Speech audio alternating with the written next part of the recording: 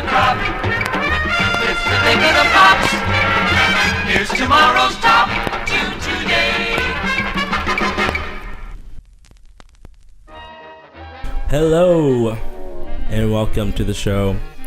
I am not a DJ, featuring your host DJ Fitzgerald and co-host Frank Smith.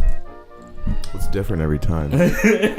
I realize I don't do the intro anymore, or I don't say the name of the show, and I think maybe viewers should know what they're listening to when they click on it.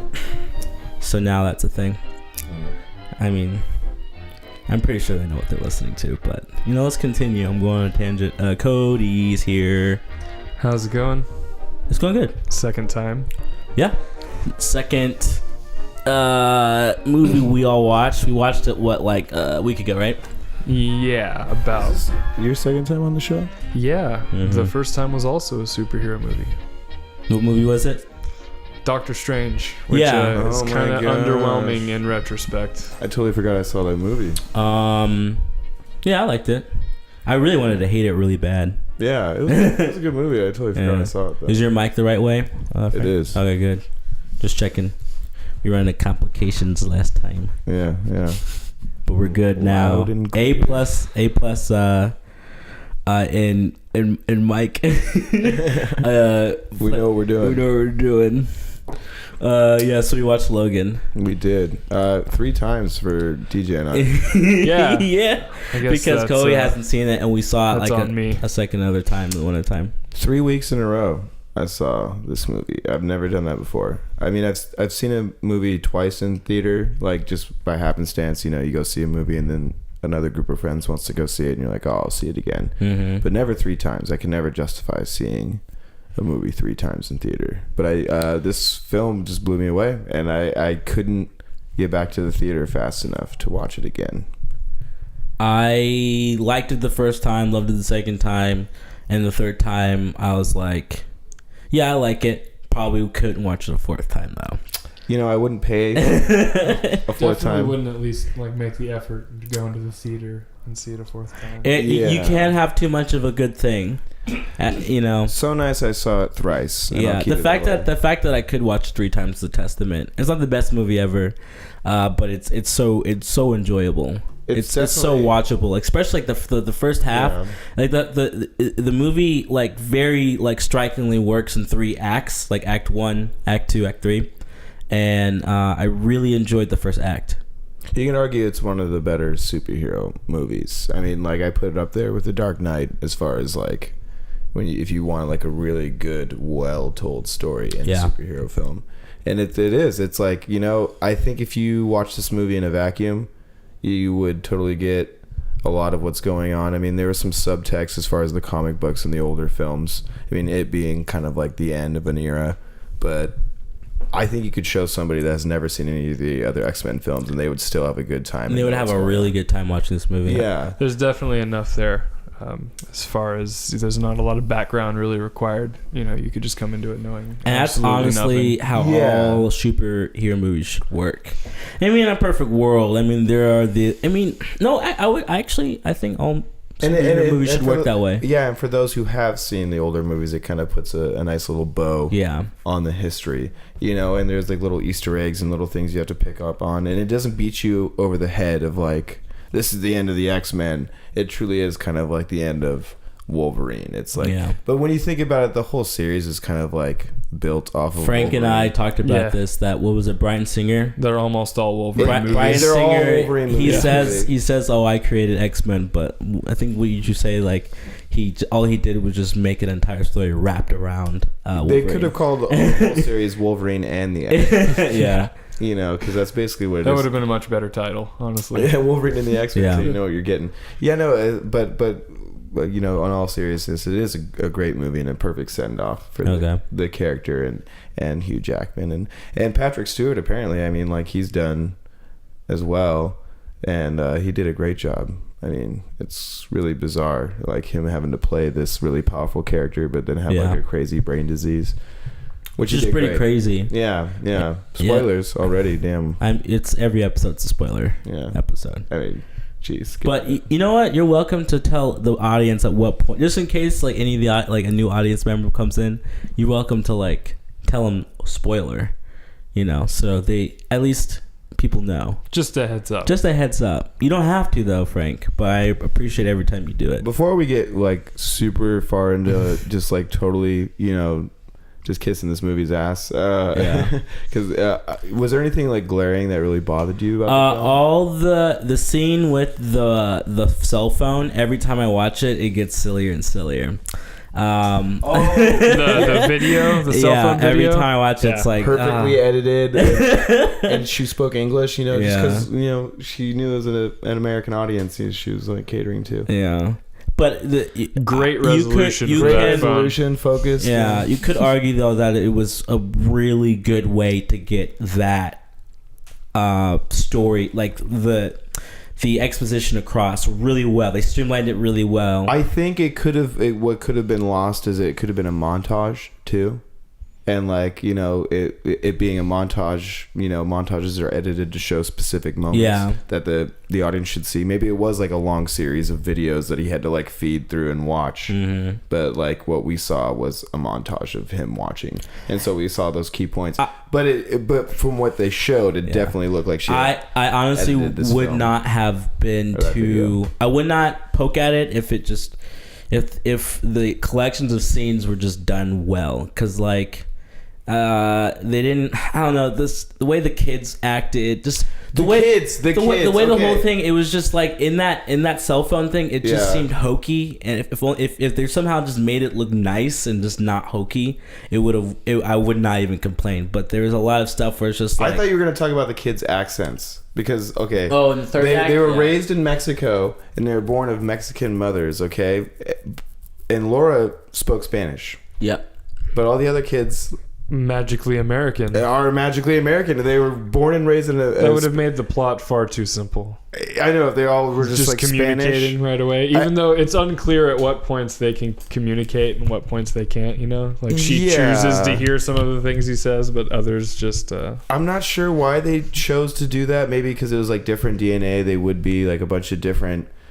Kids, but based on their powers and stuff like that, or maybe like making them all speak Spanish would be like too much of an allegory for like I'll tell you what happened. They're Mexican immigrants or something like that. They did a casting call and got the least shittiest actors that could hold up an R-rated film and said, "All right, raise your hand if you can speak Spanish." And they're like, "All right." And it's such a minor thing for such a great movie. Yeah, I mean that was my only little nitpick. I'm like, well, wouldn't they all speak Spanish too? They 100% would, but they did not have the correct. They would have to do some outsourcing. Not outsourcing. They would have to spend so much time getting top-notch, like good child actors that spoke Spanish. That takes a lot of time for just a minor part of the movie. I guess you could also argue that the like lead doctor. I think he was an American guy, right? He was a British guy. Oh, okay, but then Donald Pierce was like one of the doctors too. He was an engineer. Maybe it's some sort of American company, right? Yeah. Or a British I don't know. Maybe that's digging a little deep. They're a Canadian company because it was Alkali. Remember? That's right. You got to do some. Okay. Yeah. I was paying attention because Wolverine's from Canada. Remember? Yeah, it was the Alkali Industries, and Donald Pierce was a bio engineer. The guy with the robot hand hunting Wolverine was a fucking scientist. Okay. And I'm like, that didn't come through at all. He looked like a bounty hunter. Like, he was like a That didn't come through at all, yeah. It looks like they took a guy out of a bar, cut his hand off. Yeah. Well, they're like part of the comic books, right? The Reavers or something like that. Like, that's like continuity. Yeah. And I thought that was really cool. Like, they were all like vets that were like, maimed by war, and they got a second chance to be part of this like Black Ops thing. Kind of heavily implies that technology has taken over mutants. It's like how the humans compensate and how they've been taking the way them they down. told that's the way they told the story about how they just essentially blocked out the mutant gene through like cereals and stuff. It's like that was crazy. Cool. Yeah. That would be the way it would happen too. It kind of like it was almost like a lot of the movie was them just kind of like almost referencing the past movies and say this is how it actually would happen. You know, like it's like the comic books and saying like half of this is just made up. That was in kind of real life. People died, and it's like. That's actually kind of funny because in the movies, not many people died. It was kind of a neat thing how that could be in the distant future of just about any of the X-Men films. Yeah, you know, so it's kind of you know, wraps it up in a ambiguous way to just cap them all off. What people need to realize is that the most important thing about X-Men is that people fear them. And no matter what, like there's never really a storyline of the X-Men where the general populace is just like, you know, those mutants, I don't care. It's pretty like I'm all right with that guy. There's an overwhelming amount of people are just like, I really rather not have mutants in the world. Yeah, when I think doesn't X-Men 3 end with they have a cure, or X3, Wolverine. They have a cure that like didn't work or something like that. There's a mutant that like his ability was to like cure other mutants. Yeah, so they used his gene to like synthesize. But it was only like temporary because at the end of X3. At the end of X3, the thing was still around, but like they ended up like bringing the kid to the Xavier Institute, so they couldn't synthesize anymore.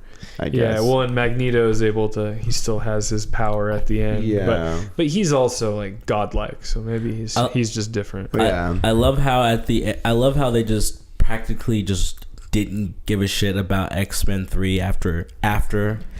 The movie and every single sequel after X3, they're just like, what happened in X3? We're just gonna forget about that. No, it's just pretty funny when you think about it. Logan had a lot of like social commentary, and from what James Mangold, what I've heard in like interviews and like in passing, what I've browsed over the internet, is like he wasn't really trying to make any political messages. Like at the beginning of the film, when those guys are driving along the wall, and they're like USA, USA. He says that wasn't like really a social commentary at all. It was just kind of like part of like he was trying to establish that there was a border there and stuff like that. And Wolverine had to like go across the border. You know, he was just trying to make a realistic representation of the border. Yeah.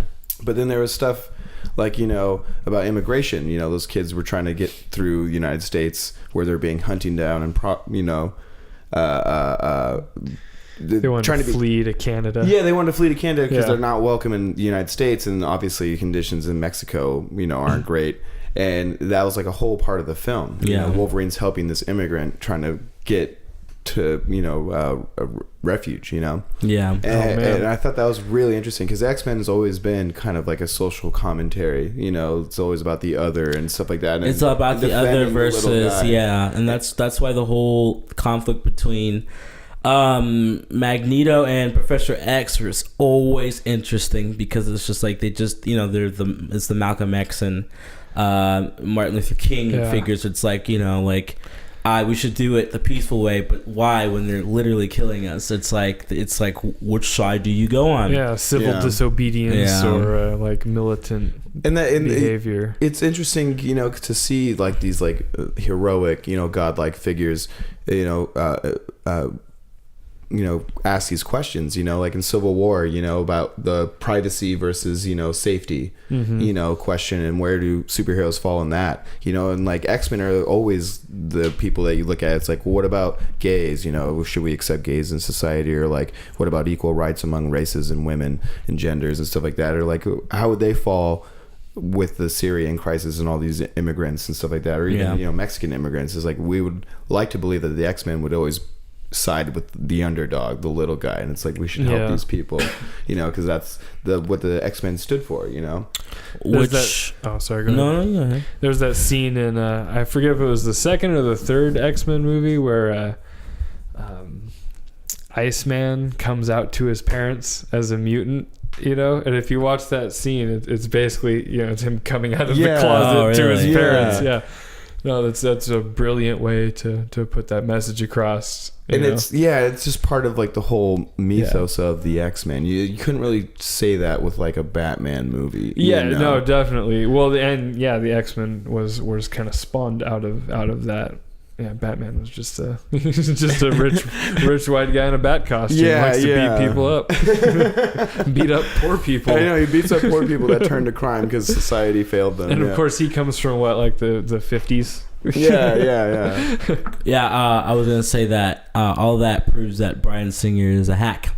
And doesn't know what the fuck he's doing with any of this shit. And I'm so surprised that they stuck with James Mangold because he made the other Wolverine film, the one where he goes to Japan. I haven't seen it, which I have not seen. It looks okay. It's like a PG-13 film. What I'm hearing is we need to watch it. We need and do to a watch follow that up. one because we watched X-Men Apocalypse, which just proves that Bryan Singer's a hack. I don't want to talk about that movie. It was terrible.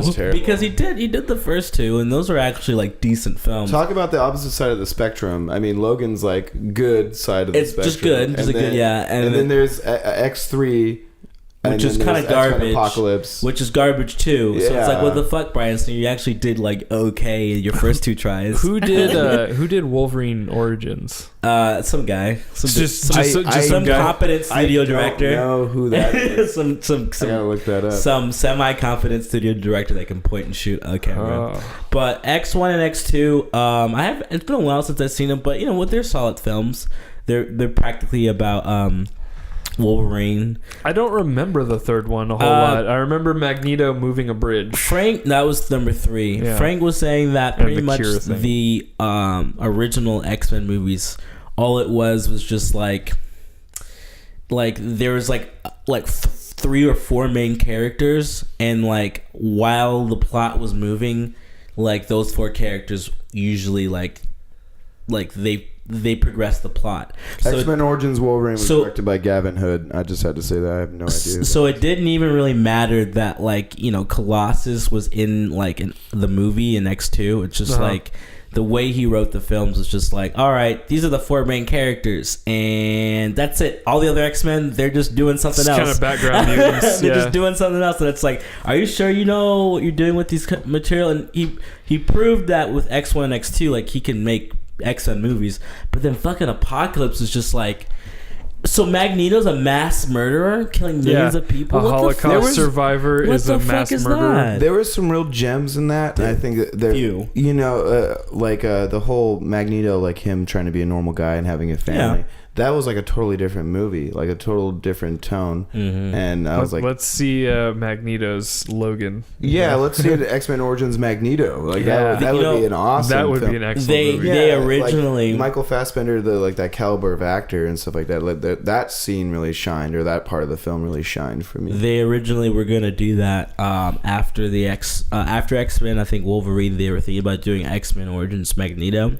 And I don't know, just like really? Yeah, they were 100% thinking about doing it. I think I heard something about that. And then yeah. instead of doing that, they just do First Class. And if you go back and watch X-Men First Class, there's a lot of really cool Magneto scenes. Yeah. I really would like to see Magneto as a Nazi hunter. Let's watch that movie. And it'd make you sympathize with the character, and he is kind of like that anti-hero. Fassbender's Assassin's Creed skills. That's why I don't give him Magneto's powers. Some powers. That's why Apocalypse is just garbage, because this is a guy who's like almost like on the fringes of just like good and bad. It's like he's killing evil people, but like that's kind of, you know, he's like, you're killing them though. Yeah. And then Apocalypse is just like, my family died, I think I'm gonna annihilate the world. Yeah. And it's like Storm is just like, I'm an outcast, I think I'm gonna annihilate the world. Storm, who's like stealing to survive at the beginning, decides, I'm fine with killing everybody. I'm gonna annihilate the world. Kill the weak. Angel Boy, it's like, oh, you know what? I'm a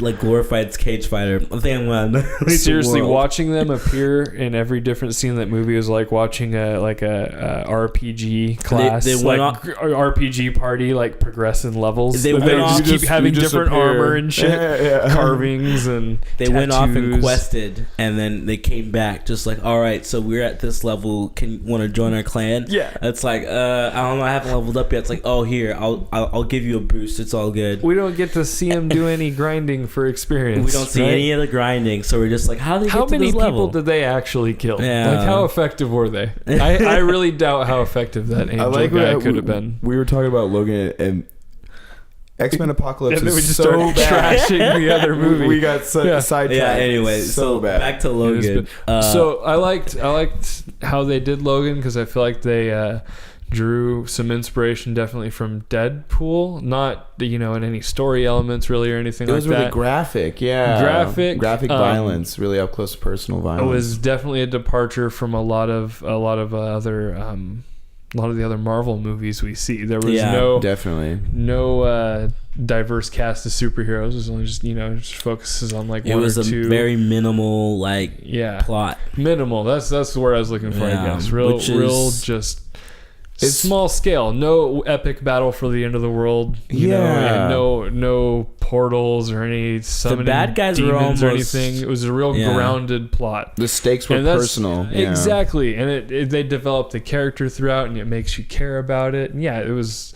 That is, I'd like to see more of those and less of the other kind, because we're burning out on the others. We're just burning out on seeing various large cities get destroyed by aliens. It's because you feel detached at that point. You're like, okay, like I know they're gonna win. Well, on the macro, like on the grander scale, you're like, oh, that's good for me. The world doesn't blow up, but that this doesn't stop the crime in my neighborhood. That's why it's fun to watch like Daredevil and stuff like that, because he's like sitting there, getting old lady's purse. Great. But on the ground level, you get to see heroes helping people, and like this movie Logan, like he's helping people. Like I got emotional so many times in this film, because I was like empathizing with the characters. Like when that woman first approaches him at the cemetery and asks him for help, I was like, oh man, and he's like, oh, get out of here, lady. And he said, fuck off. Yeah. I was like, oh my gosh, that's so sad, because that's how far he's fallen. I was like, you run to Superman and be like, Superman, help me, and he'd help you in a flash. But then you go, but in this reality, that's what I said. I'm there. Yeah, I'll get this cat out of the tree. Sure, but Wolverine's not that dude. Light. Yeah. Well, and he's so burnt out. He's so burnt out. He's a human seen all being. His friends die. He's a real person. He's like, you know what? I'm retired. I don't know you from Adam. Leave me alone, lady. I'm not a superhero. And that's what's so refreshing, because it sucks when you watch a film and people are just those heroes. That's what I'm really afraid of with the the DC movies that are coming out. It's like, I am the Batman. I am the Flash. And it's like, well, there's no depth to that. You are your superpowers. They really got to find a different way to deal with especially like DC. They're just godlike beings. They're a lot more. The thing about it's all about the writing, if you think about it, and they're not doing that well of a job. It's not translating over well. I think you can kind of get away with bad writing with Marvel films, because at the end of the day, it's just kind of you or me that has like a slightly above average ability. So it's just like, why didn't the bad guy kill that one person? And it's just like okay. Iron Man really did that for the Marvel universe. Like anybody could be Iron Man, and then everyone else is kind of incidental. It feels like afterwards. But when it comes to DC, it's just like, why didn't Batman do this? Because he has the ability to know everything, and it's like, oh shit. But the Dark Knight really worked for that reason. It was personal. It was pretty small as far as on the scale of other movies. So it was really their internal struggle, Batman and the Joker, them kind of facing off. The fight for Gotham was just kind of like on the periphery, but it was really about their kind of fight. Exactly. And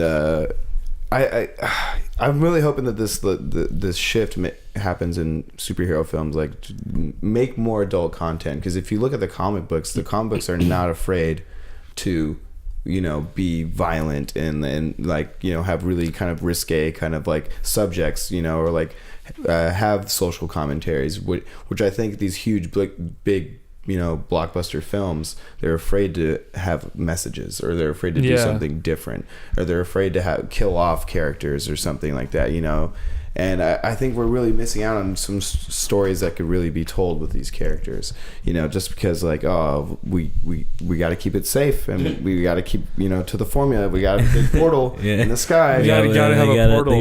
Shut it down. At the end, the climax, Apocalypse makes a big portal. Magneto's making a big portal, and we're gonna rip up the world. And you know what's funny? Justice League is definitely going to be about a portal. Really? You guessing it right now? Well, it has Steppenwolf, right? Who's from Apocalypse. I can't right now. How is he gonna get to Earth? A big portal. Yeah. Oh, wow. Definitely. Oh, boy. That's how Cyborg gets his powers. Is those that mother box they're called? They teleport people places. I guarantee you. Gosh, I can see it. Just a big hole in the sky and just like parademon just pouring through. So in I guess we gotta close that hole. Like a year from now or whenever long, when we're sitting here again talking about Justice League, we can call back to that. Oh yeah, we call it definitely a portal. Yeah, it's a portal plot. What I liked about Logan is that the bad guy was like them. Like the bad guys were actually not that. They were important, but every time I watch that movie, I'm like, are they gonna beat the bad guy? I just think about like, are they gonna be okay? Because it was like the bad guys was like kind of humanity at the same time, and like the scientist people that were after him were just sort of like a part of it. And even at the end of the movie, they said it's just like there's just gonna be more. You need to go across. There's just gonna be more, and that's how I felt when watching the movie. It's like the real struggle is like the battle within themselves. Yeah, trying to overcome, just going on, surviving. Yeah. That's what I liked about it. And there's like a real message of not being what you think you are, made or to be. You know, what do you say? Don't be who they made you or something. Well, yeah, because like Laura, you can't change that brand or so. Or she said that quote from the movie. And like she could kill so indiscriminately even as a young child, but she still had empathy, and she's still like, oh man, like I still feel bad about this, and like she was trying to justify it. You know, she's like, oh, they were bad man, that's why I killed them, blah blah blah. And Wolverine's like, well, eventually the lines become blurred, and you're like, oh, it's like, these people are bad to me, so I get to kill them. Yeah. And that's what Wolverine had to grapple with, because I'm sure he's killed people, that were probably good people. And that was the look he had the entire movie is, I've killed so many people. It's like some of them were probably didn't deserve it, and I still did it. And he was trying to say, like, I don't want you to be like that, Laura. And same thing with Charles Xavier. I think that's why Charles Xavier wanted... Because he wanted Laura to see what she could become, like this bad thing, like this weapon, and he wanted Logan to see, innocence again. And he's like, it's like you don't have to be, they could have helped each other be more human, So kept saying, does she remind you of anyone? Yeah, and that's in Wolverine's humanity when he dies at the end. That's what blows me when he looks at her. He's like, you don't have to be this. That got me, because he's like, it's like. He was almost like perpetuating that legacy, It's like he could have been like, I'm like went out fighting, but he's like, no, man, I'm cool. It's like we can be nice. Well, and she's definitely gonna have to grow up killing and fighting. Yeah, but I know that's kind of like her curse, like she. I don't know. She has blades that shoot out of her hands. Like, she's going to be killing people. What would be a really awesome apocalypse movie now is if they kept maybe like one more movie in this kind of universe, like the post-mutant struggle to survive. Yeah. And then have Apocalypse come back. Because then there's definite motivation even from, someone like Magneto to come back and to make mutants powerful again, to get rid of the humans. And that's how you do it. not what happened, not what we watched the other week. That was fucking awful. That was terrible. Yeah, they want to reboot the whole franchise. They want to pull a Sony and just... Good, I guess. I don't know. Just do better. This is one of the questions I was like wanting to ask you guys is like, everyone's talking about a replacement for Wolverine. Like the new actor to play him. Yeah. Chris Pratt. Chris Pratt. All day, everybody. And every single reboot, just put him in it. Yeah, exactly. Part of me play two characters in Marvel. Wants like a truer representation of Wolverine to the comic book, like a squat buff guy, a squat hairy buff guy. Like if they can find like an actor that's like short, hairy, and just ripped to be Wolverine, I think that'd be really fun to see like a truer representation of the character. But that's like a side note. But also, going forward, since they had Laura and Logan, what if they just make X-23 Wolverine. They're probably gonna do and that. they just go on from there. Like the new X-Men they have a female Wolverine, and that would be pretty rad. They have all the child mutants. They could make an X-Force movie. So, X with Deadpool. Yeah, boom. Yeah, and he's like with all the kids. Yeah, and they're grown up. And it's because like that would be fun. It's hard to have an X-Men franchise without Professor X and Magneto, but just replacing them at this point just would be foul. It'd just be like, just be really bad. I would be like, don't do that. You can't replace Ian McKellen or Patrick Stewart. I feel like in anything. They kind of casted the perfect. It would be an insult if they cast anyone else as Gandalf. They got Michael Fassbender and James McAvoy. But they were super young versions of that. But I'm just saying, going forward, they could potentially. I think as they get older, they might do that. They just. I hated how he just like Apocalypse turned him bald in the Apocalypse movie. That was dumb. It's like it was really stupid. But I can kind of see them just like maybe with makeup making them look a little older. I don't know. They have replacement Magneto and like Professor X. They just might as well just use them. At the end of the day, Fassbender could do it, but I don't know. James McAvoy just looks weird when he's bald. He doesn't look like Professor X. He looks like I hope infant. they just retcon. I hope they retcon that. It's the dumbest fucking thing. Who made that decision? Else and ignore the last thing it's just happened. like at the very end of the movie, it's just like in the writing, and just like Professor X becomes bald, just like Patrick Stewart. It's like he's in his 30s, and he doesn't. Why?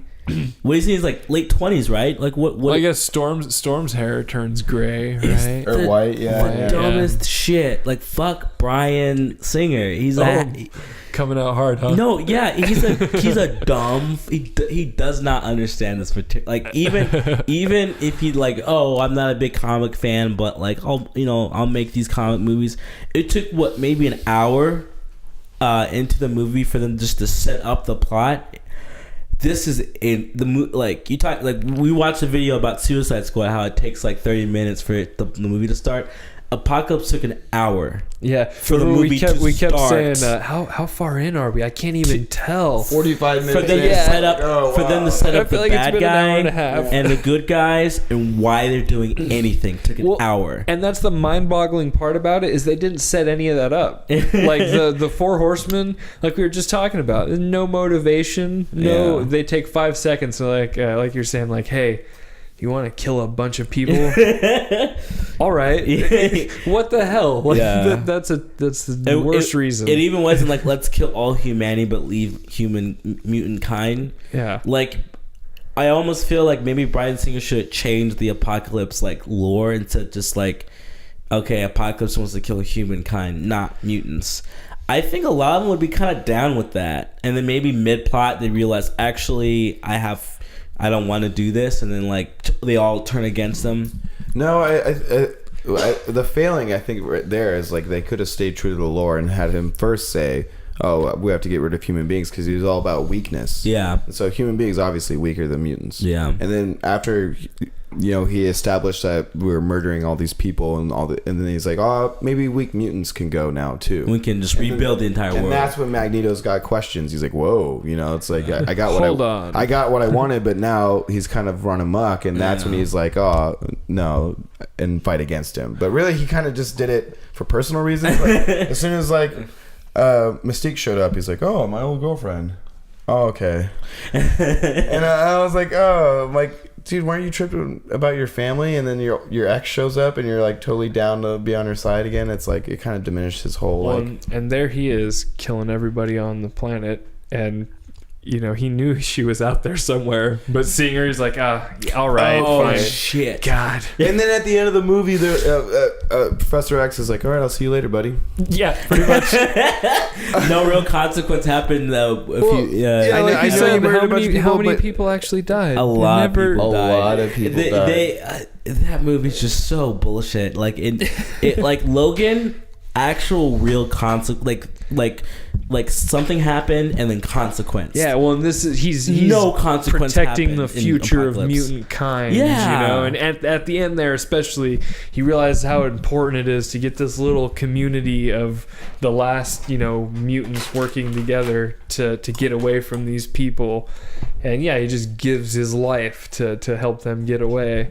Frank said it best. He lives for something. So like his death meant something because his life was like consisted of so much death. It's kind of like beautiful and killing and Frank said it best that they were trying to have their like Thanos ultimate showdown bad guy.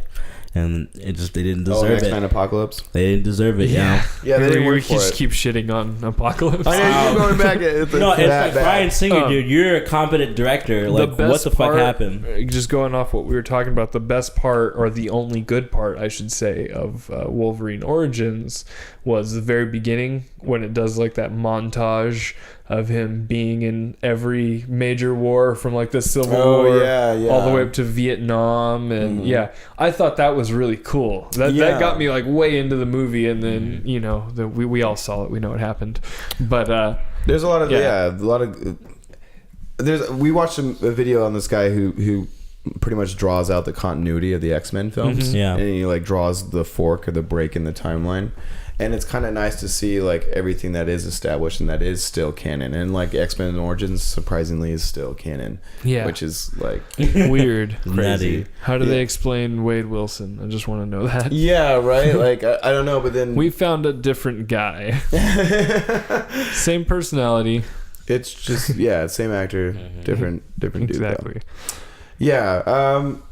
It's weird. These movies, it's strange because you go from Days of Future Past, the first two X-Men movies, Logan, these really great films, and then you go to these like dog shit, X3 and X-Men Apocalypse, and it's so crazy how far we've come in like how many years? 17 years? It's been a long time. Yeah. Feels like forever. And now they're over. It's kind of crazy. They're gonna have some dog turds in 17 years, but then we got some really good X-Men films. And I think what we can really take away from this is that I think people trip up too much on how true things are to the original content, or like, oh, this isn't my X-Men story, this isn't how I'd make it.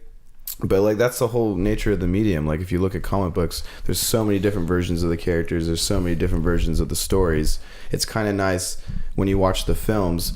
Maybe it doesn't all have to add up or have like strong continuity. Maybe like these X-Men films, some of them are just one-offs, or like they're different kind of storylines. There are alternate realities we're finding out. And I'm totally cool with that. I can pick and choose the lore and canon I want for my X-Men experience. You just need to write the characters. And X-Men Apocalypse, Bryan Singer just kind of didn't care. So Quicksilver is faster than light, and it's just like he just didn't give a shit. Yeah, about the. If he could run that fast, he could have destroyed Apocalypse. Yeah, he really like with physics. Yes, he could solve so many of their problems. All of them. Right? I guess that's the same thing as like why doesn't Flash do that? And they just did that to have a nice kind of.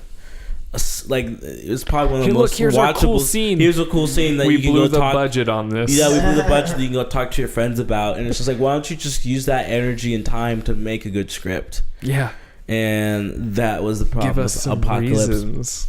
And I overall, people think that just because Deadpool and Logan were R-rated, they were good films. If you look into it, Deadpool was good only because Ryan Reynolds put out. He gave a shit and put in time. He actually kind of swindled the studio and audience people to go see the movie. Oh yeah, totally. In the best way possible. It sucks that these actors had to go.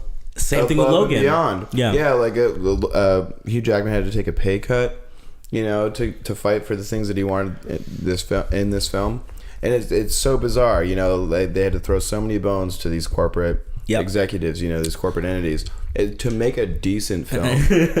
it's really a sad sign. The thing is, Logan isn't the best movie ever. It's just good. It's just good, yeah. Well, and it's one of the better superhero movies. Yeah. Just for those reasons, like you guys were saying, it's what they wanted to make. Yeah, it's exactly the movie they wanted to make. No bullshit. No, we gotta have the Bob in here for no reason. So now you can see a real distinct difference between the movies, the good movies that the people are passionate about and that want to make, and then you see, the other ones, the reshoots and the edits. Like we watched the thing on Suicide Squad today, and like how there was the original film. There was like 200 hours of footage that David Ayers shot for that. So he was, shooting the movie, and he was going to make the movie in the editing room, which is bold. Bold, yeah. But then studio obviously got crazy, and it's like, oh, the guys who made the trailers, they know how to edit. They did a test screen footage. They did test audience, friends and family screening. I don't know why they based an entire fucking film around. Who gives a shit what David your Ayers aunt thinks? David Ayers knows how to make a fucking good movie. The first edit, it's like, what they didn't like, and then what were you saying about the trailer edit,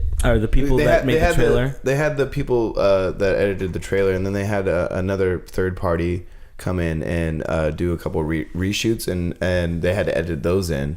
And all the amalgam of that, it just, the movie got lost in all this like post production stuff, and it's really sad because no one was really passionate about that, or the people that were passionate got smothered by the corporate entities. Makes me wonder how much Joker footage is out there. Probably is there I want to see David Ayers. Is there a good Jared Leto in honestly, there? I want to see David Ayers cut. Yeah. It's probably a way better. Yeah. I wonder how you go about seeing such a thing. You would have to know David Ayers at this point, because there's no way the studio's gonna let him do it at this point. I'm serious. Like, holy shit! Like, I would love to see that edit. Like, that'd be amazing to watch. Like, we probably won't see the director's cut. Probably like a 3-hour long movie. We won't see the director's cut until a few years from now. How long until like fucking Ridley Scott get put out his Blade Runner director's cut? Yeah, it took years, right? I don't think that'll ever happen. Warner Brothers and DC, they kind of have tight control over their properties, and that's what you run into when you come into these franchises. Is like there's a lot of bigger forces than your creative input, and that's what's really sad, because I think there's a lot of people that when you bring them in, and you should trust their creative. Creative direction. It feels like there's 20 people in a room trying to be creative and make like a movie with these superhero films. Logan felt like a one guy's sort of overall vision, and then anyone else just helping him like make it come to life. I didn't get any of that with X-Men Apocalypse or Suicide Squad. At least I'm going to go ahead of myself. X-Men Apocalypse, Bryan Singer actually is to blame. He's a hack. But Suicide Squad, they kind of fucked it up. You don't think it had anything to do with Jennifer Lawrence? We can do an entire podcast about Jennifer Why would Lawrence. she put on the makeup? Be a team She player. did What's nothing. It's like she didn't even want to make the movie. Yeah, well, probably not. But it's hard to turn down what was, I'm guessing, millions of dollars. Oh my god! It's like, fine, but only 30% of the movie in the chair, please. And they probably said okay. She's an A-list actor at this point, and fuck her for that, because like.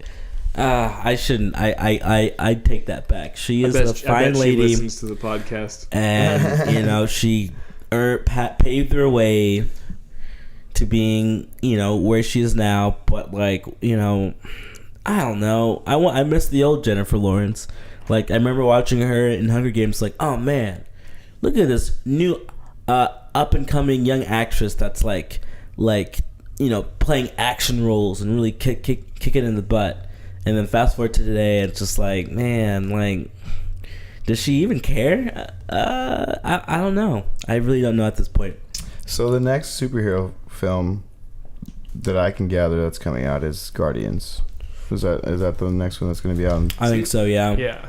And then I think Ragnarok is shortly after that. Wonder Woman comes out, like June or something? Hell yeah. I'm excited for that one. That one looks like an actual, just like a legit vision, like a legit story where no one's really butting in to like complicate it. That theme music gets me pumped. I'm not too sure about it. My favorite part. We'll see about it when it comes to the movie. My favorite part in Batman vs Superman is You don't know that that's her theme song until like kind of like DC's rushing their shit, because that was Wonder Woman's theme, and you really don't know until after watching the Wonder Woman trailer, which is bizarre to me. That was the music in the movie. That's music in That's why that out of place rock and roll. They're just being lazy. Do You think they're just being lazy? Just like, yeah, that was pretty cool. We put that in the movie, so just throw it in there too. I think it works. I think they're just getting way ahead of themselves.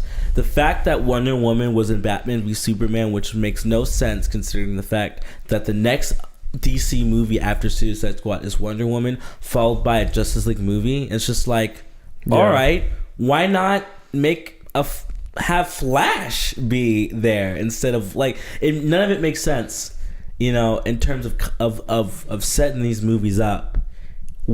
Wonder Woman was just there. Oh, by the way, she's gonna have her own movie. Oh, by the way, we're gonna have a Justice League movie. It's just like maybe. Well, they did have the Flash in. Didn't play as big a role, but what do you think they could have done differently with him?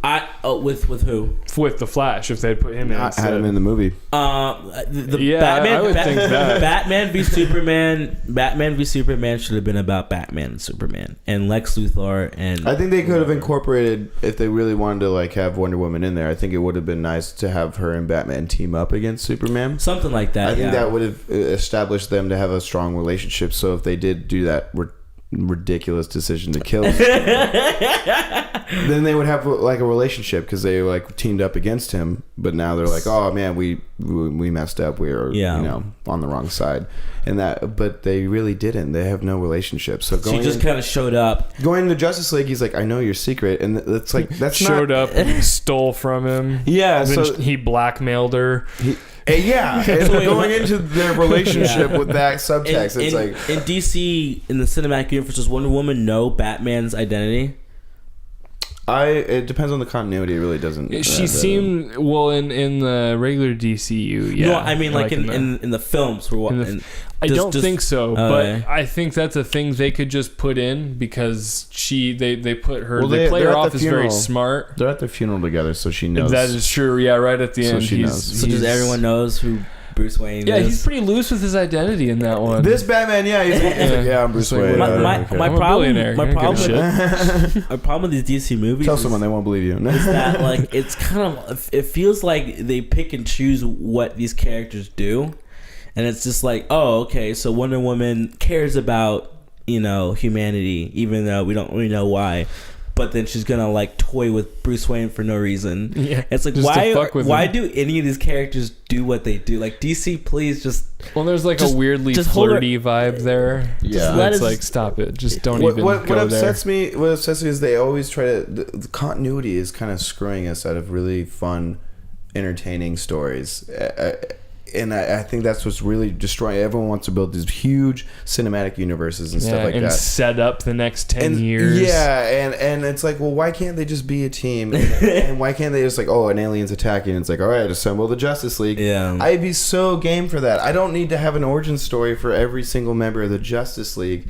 I just want to see the Justice League. We know who they are. That's why we're watching the movies. That's why we're paying to go. That's why exactly. That's why I'm not entirely against them rushing this Justice League movie. Yeah. But even watching the Justice League trailer, it just feels like it just feels rushed. Yeah. There's something about it. It just feels like it's all shot. The universe, I feel like there's a lot there. It doesn't seem like a lot's going on. There's just a lot of empty scenes. It's just empty scenes, and it's just like maybe they put all the semi-interesting scenes in the trailer, and there's actual real plot, actually real really hope so. Character shit going on in the actual film. I just don't want to see Rubble Set 1 and exactly hero ruins, shot, ancient ruins. Yeah.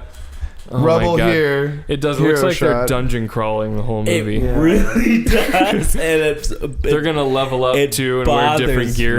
Like they're gonna get Iron Bat costume. I think the one thing we can learn about Logan is that the R rating didn't do shit to make the movie good. They just allowed them to make it good. Because like the rating system is so arbitrary. It's like, tell the story you want to tell. They could tell the story they want to tell with Deadpool and Logan, and so if that's what an R rating gives you, then I think if that's the cost, I think more films should be R rating. Have an R rating if you can actually tell the story you want to tell, and not have to worry about like, oh, there's too many fucks in this. I have to whittle it down to $2 to get it.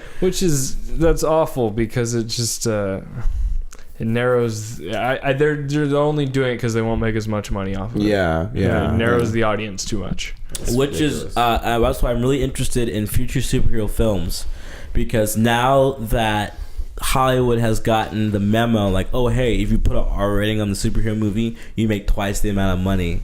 I grew up on R-rated movies, and then I was like 11 watching. I think we're gonna see. It's not a movie for 11-year-olds. The thing is, I think we're gonna see a lot of shitty fucking R-rated films now. Well, look at RoboCop. RoboCop was terribly violent, and like they made toys for little kids. Man. They did. It's like horribly like graphic R-rated films are like marketable. I don't understand why they forgot about that. They did. Hollywood was like, oh, we can't make R-rated. It's like you can. You did a long time ago. As a side note, you look at toys now, and they're all like rounded out. You know, there's no tough, gritty looking action figures with guns and stuff. It's like around, like you said, like pop toys. Yeah. And the pop toy is the perfect analogy for it. Yeah, like they're super, like almost like teddy bears, but like in the '90s, like everyone was like ripped and they had like guns and. Yeah, I did see some cast iron Power Rangers Zords or whatever though. That's pretty cool. So maybe they're bringing it back. It takes Power Rangers to do it, but. Right? Something small and dangerous to swallow. Yeah. So, I mean, so now that Logan was a major success and Fox is like hitting it out of the park, with this making a shit ton of money, Sony's like, hey, we're gonna make a Venom movie, and like, oh hey, yeah, man. Also we're gonna make a Sinister Six. Oh, by the way, we're not gonna do it with Spider-Man, and it's just like.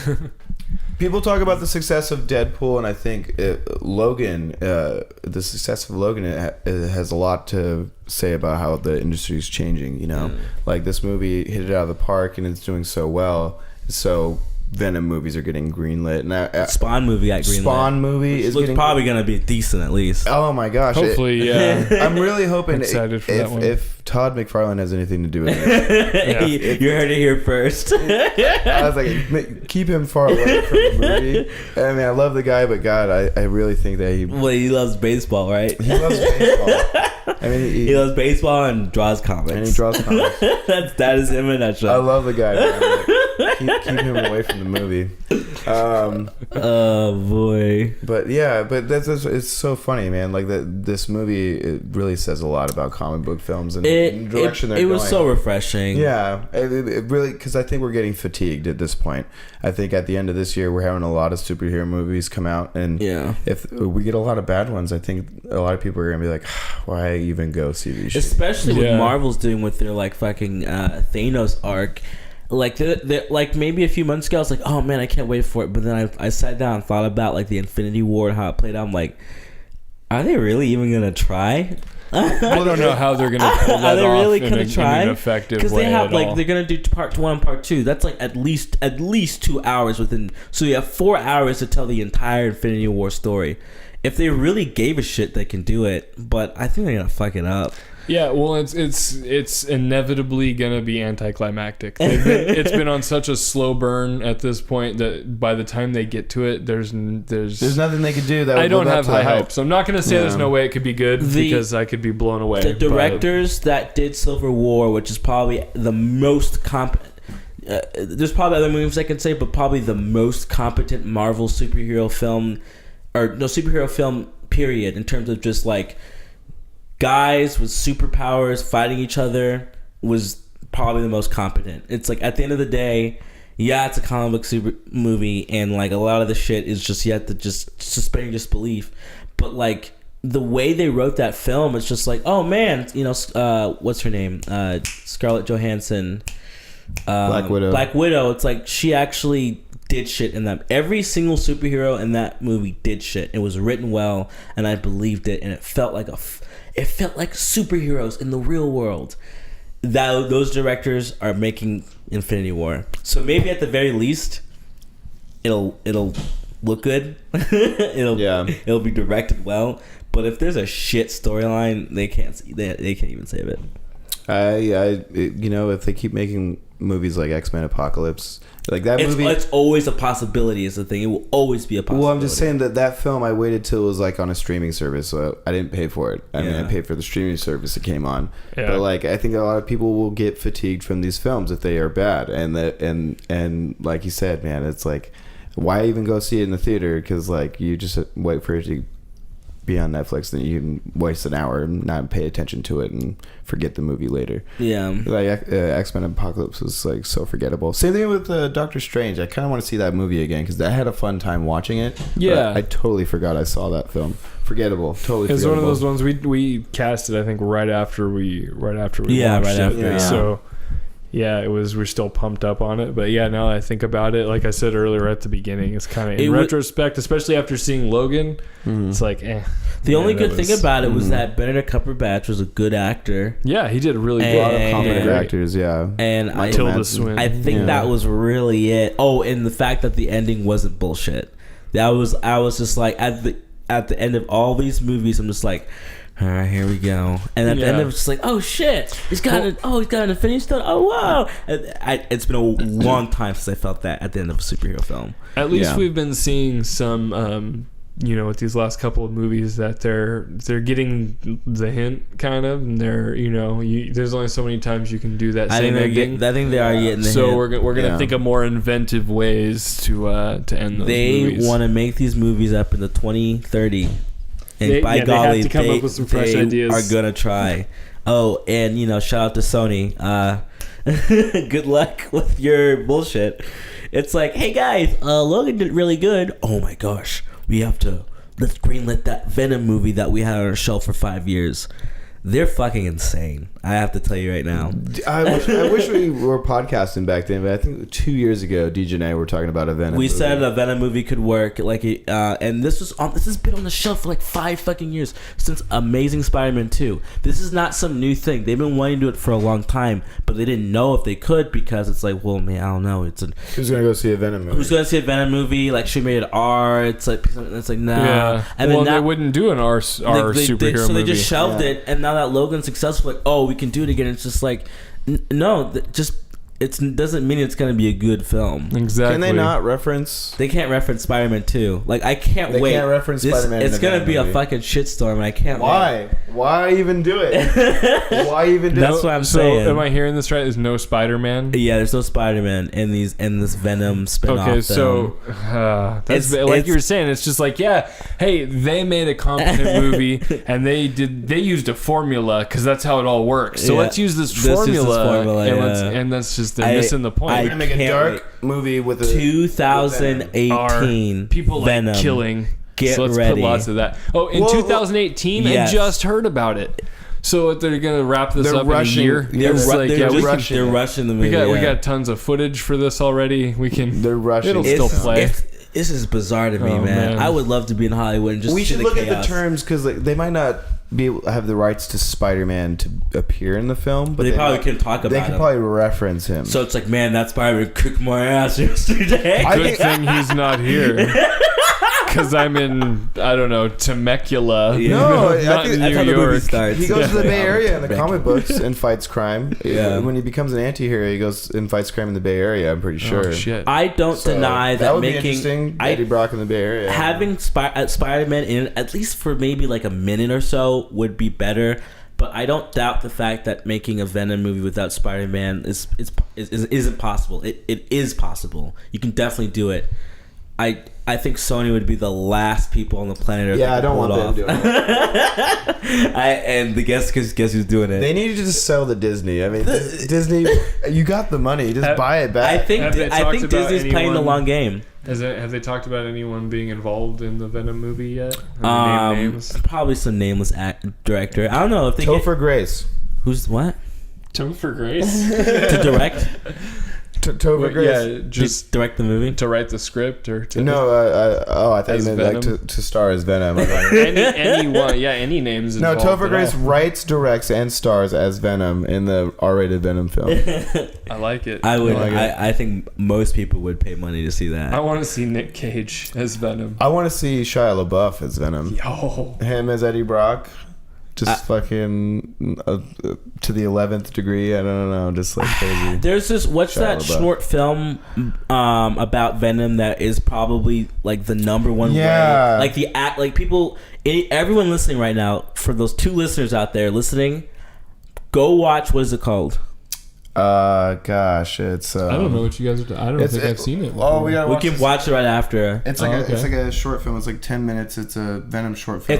It's a short film about Venom. Ari Shankar, he's the guy that made that Dark Power Rangers trailer or like short film. Short film. He also made a Punisher short film. Yeah. He does like these short films based off like pop culture like characters. That's cool. Yeah, and he's actually like not bad at. He's like not shitty. He's actually pretty like he puts in time, which is impressive. And he made a Venom short film, which is start to finish. Okay, so it has a name that doesn't even allude that it's a Venom film. Truth in Journalism, a short film by Joe Lynch. Yeah, and it's probably one of my favorite short. Like if I were to make a top. Is it like 10 list style? It's so bizarre. It's so great. I don't even want to just no spoilers. Don't just watch. You know what? It's so fucking good. What's a good point to end the podcast? Because we should watch this right now. Yeah. But yeah, I think we said all we can say about Logan. Right? Yeah. I mean, we recommend all the film. over X-Men Apocalypse. More so than we talked about Logan. You know why it wasn't good? No Wolverine. He was too busy being Logan. No, he was in the movie. Was he? They didn't have enough Wolverine. He was forgettable. Yeah. Yeah, exactly. He just shows up and murders a bunch of people. 16-year-old Jean Grey and old man, not old man, so uncomfortable. But just like they have this moment for no reason. It's just like that's so uncomfortable. Oh my god, he doesn't know her at all, and she doesn't know him. Oh, yeah. So why are they staring at each other all weird-eyed like that? And they never really hook up in the movies. They never know. So why did any of that happen? Yeah, I don't know. I guess in that universe they get together. It's like, hey, remember me? I was a kid, and it's just like, why are you talking about that? Well, anyway, I totally recommend Logan. It's a great film. I think everyone should see it. And remind everyone about that short film they should all watch right now. Truth in Journalism. Truth in Journalism. That is how you should make a Venom film, and they'll never do it. It's black and white, guys. They'll never do it, and that is they've already have the blueprint. Anyway, thanks for listening. We did our do we all recommend Logan? Oh yeah, definitely. Yep. I would say it is. I don't know about the best superhero movie, but it is my favorite superhero movie. Definitely, so far. Definitely top 3. I'd argue top 3 best superhero. Oh, okay. Next time we should talk about our top favorite superhero movies. Yeah. I think we should come back and do a short, maybe a 15-minute after watching Wolverine in Japan, just to really cap it off. I know, right? Yeah, we can shit on X-Men Apocalypse more. I'm surprised I haven't seen that movie. It's such a rad premise. All right, everyone. Thanks for listening, and tune in next time. Thanks, Cody. Goodbye.